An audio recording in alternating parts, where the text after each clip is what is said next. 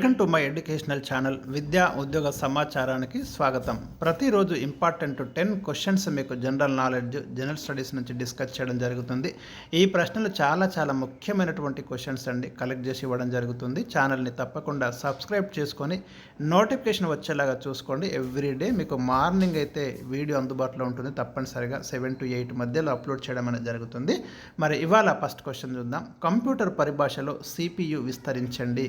ఇది number of times repeated question అండి, మళ్ళీ చెప్పాల్సిన అవసరం లేదు. ఇక్కడ ఉన్న ప్రశ్నలన్నీ చాలాసార్లు అడిగినటువంటి క్వశ్చన్స్, అడగబోయే క్వశ్చన్స్.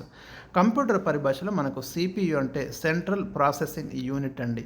కంప్యూటర్ని కనుక్కున్నది చార్లెస్ బాబేజ్, గుర్తుంచుకోండి.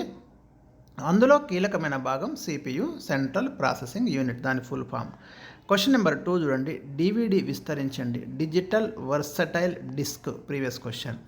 HTML విస్తరించండి. ఇది కూడా కంప్యూటర్ రంగానికి సంబంధించి. Hypertext markup language, hypertext markup language. Question number 4. HTTP విస్తరించండి. Hypertext transfer protocol. రిపీటెడ్గా అడిగే ప్రశ్నలు ఇవి. Question number 5. LCD విస్తరించండి. లిక్విడ్ క్రిస్టల్ డిస్ప్లే అడిగిండు. LED విస్తరించండి. లైట్ ఎమిటింగ్ డయోడ్, ఫిజిక్స్ నుంచి అడిగినటువంటి ప్రశ్న ఇది. LAN విస్తరించండి. Local area network, previous question TGPSC. Gautama బుద్ధుడు ఎప్పుడు జన్మించాడు? ఇది హిస్టరీ నుంచి తీసుకున్న క్వశ్చన్ అండి. క్రీస్తుకు పూర్వం 563లో నేపాల్లోని లుంబిని వనంలో గౌతమ బుద్ధుడు జన్మించాడు. బౌద్ధ మత స్థాపకుడు గౌతమ బుద్ధుడు.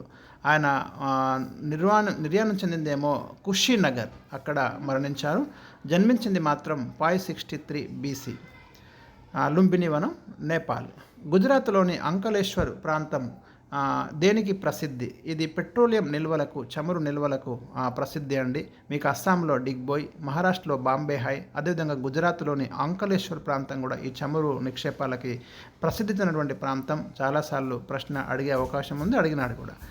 Next question number 10. Bhilai steel plant ఏ రాష్ట్రంలో కలదు? ఇది రష్యా సహకారంతో నిర్మించినటువంటి ఐరన్ అండ్ స్టీల్ ప్లాంట్ అండి. ఇది ఛత్తీస్గఢ్లోని దుర్గ్ జిల్లాలో ఉంది. 1959లో ఇక్కడ ప్రొడక్షన్ అనేది మొదలైంది. 1956-61 మధ్య మనము 2వ పంచవర్ష ప్రణాళికను ఇంప్లిమెంట్ చేయడం జరిగింది. ఈ 2వ పంచవర్ష ప్రణాళికలో మనం భారీ పరిశ్రమలకైతే ప్రియారిటీ ఇచ్చినాం, ఇండస్ట్రీస్కి. అందులో 3 మేజర్గా ఐరన్ అండ్ స్టీల్ ఫ్యాక్టరీస్ మనం ఎస్టాబ్లిష్ చేసినాము. 1 బిలాయ్, 2 రూర్కేలా, 3 దుర్గాపూర్. మీరు బర్డ్ అనే ఒక పదంతో దీన్ని గుర్తుంచుకోండి. బిలాయ్ ఏమో ఛత్తీస్గఢ్లో రష్యా సహకారంతో ఎస్టాబ్లిష్ చేసినాము. రూర్కేలా జర్మనీ సహకారంతో ఒడిశాలో స్టార్ట్ చేసినాము. ఈ దుర్గాపూర్ ఏమో బ్రిటన్ సహకారంతో పశ్చిమ బెంగాల్లో మరి నెలకొల్పడం జరిగింది. ఈ 3 కూడా ఐరన్ అండ్ స్టీల్ ఫ్యాక్టరీస్ మనకి సెకండ్ 5 ఇయర్ ప్లాన్లో మనం ఎస్టాబ్లిష్ చేయడం అనేది జరిగింది. సో ఇవి ఈరోజు 10 questions. Thank you for watching. వీడియోను షేర్ చేయండి, లైక్ చేయండి.